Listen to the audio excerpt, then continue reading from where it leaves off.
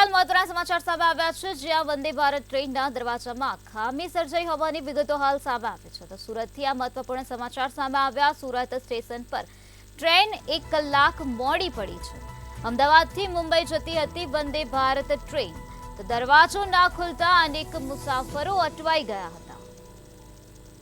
તો Surat railway station પર 1 કલાક સુધી આ ટ્રેન અટવાઈ હતી. વંદે ભારત ટ્રેનના દરવાજામાં ખામી સર્જાઈ ગઈ હતી, ત્યારે દરવાજો ના ખુલતા અનેક મુસાફરો અટવાઈ ગયા હતા. અમદાવાદથી મુંબઈ જતી હતી વંદે ભારત ટ્રેન, ત્યારે સુરત સ્ટેશન પર ટ્રેન 1 કલાક મોડી પડી છે.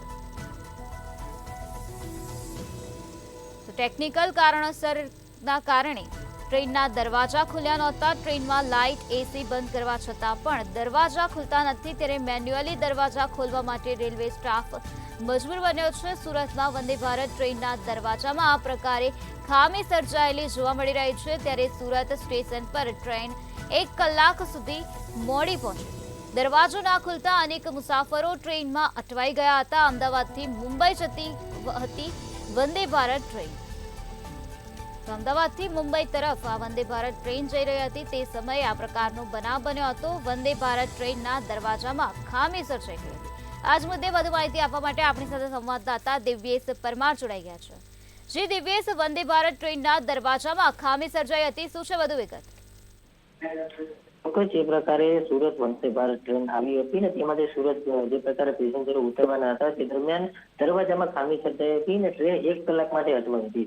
મહત્વનું કહી શકાય કે જે પ્રકારે જે વંદે ભારત ટ્રેન આવી હતી તે સુરત રેલવે સ્ટેશન પર જેવી પહોંચી તેમાંથી જે 14 કોચના દરવાજા છે તેમાં ક્યાંક દરવાજા ખુલ્યા ન હતા અને તેના કારણે ક્યાંક રેલવે તંત્ર છે તે કામે લાગ્યું હતું. મહત્વનું કહી શકાય કે સવારે 8:20 વાગ્યે વંદે ભારત ટ્રેન સુરત પહોંચી ગઈ હતી. તેમના ટેકનિકલ ખામીને કારણે આ ટ્રેનના દરવાજા ન ખુલ્યા હતા અને તેના કારણે સુરત સ્ટેશન પર જે ઉતરવાના લોકો હતા તે લોકો પણ અટવાયા હતા. તેના કારણે ટ્રેનનો દરવાજો જે છે તે મેન્યુઅલી ખોલવામાં આવ્યું હતું અને ત્યાંથી જ આ તમામ લોકો છે તે નીચે ઉતર્યા હતા. આ ટ્રેનની અંદર લાઇટ એસી બંધ કરવા છતાં પણ દરવાજા ખુલ્યા નહીં અને તેના જ કારણે આખી જે ટેકનિકલ ખામી છે તે સર્જાઈ હતી. તેના કારણે મુસાફરો જે છે તે અટવાયા હતા અને સ્પષ્ટ કહી શકાય કે જે પ્રકારની આખી ખામી જે છે તેમાં ટેકનિકલ ખામીને કારણે આ સમગ્ર મામલો જે છે તે સામે આવ્યો હતો.